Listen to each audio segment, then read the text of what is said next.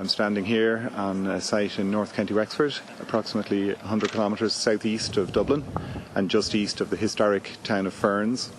We're on the route of a new planned motorway, and a number of weeks ago a team of archaeologists from TVAS Ireland were carrying out test excavations in this area, which is standard practice on motorway schemes.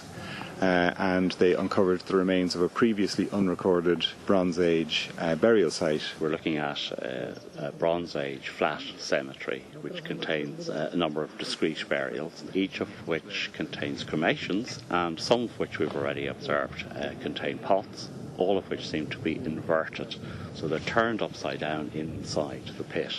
The pots often become the container for the burial, and very often packed in around it in the burial pit, in the hole in which it's deposited, is the pyre material, the material that's actually been extracted from where the burial was, the person was cremated originally. So this is part of a very, very long continuity of burial customs that started about 2200 BC and continued right beyond the end of the Bronze Age, around 800 into the Iron Age. Now, cremation is very important because the burial itself, the final deposition that we see here at Quarry, can be postponed. And that allows time for news of the death to get around, for relatives who are perhaps not living close by to gather together. So this is our urn, and this is the cut of our pit here. So we're going to lift out the urn next, and then we're going to explore what's going on at this side, whether it's an earlier cut that's been filled in or something different. Being here, and again this is a strategy that the NRA have been promoting, being here with other specialists means that we get a chance to interact directly with the material, in situ, in context.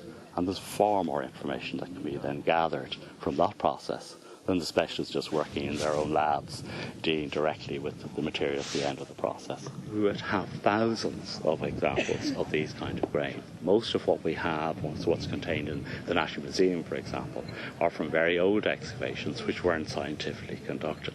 It's the scientific side that's rare, because these burials don't turn up that often in the modern world.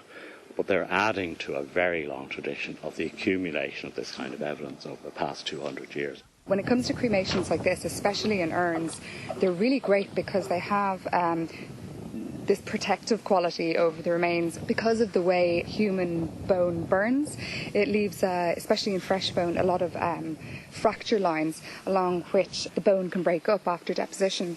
But when you have urn burials like this, they're very well protected, and so you can be more hopeful that you get more information from them than you otherwise would in pit cremations. We're coming literally face to face with our ancestors in a way that is enhanced, as I said, by the scientific work that's done. But it's also about the human face. It's about the human interaction between ourselves and people who are our ancestors, and from whom we can learn a great deal about the way that humans interact with the world.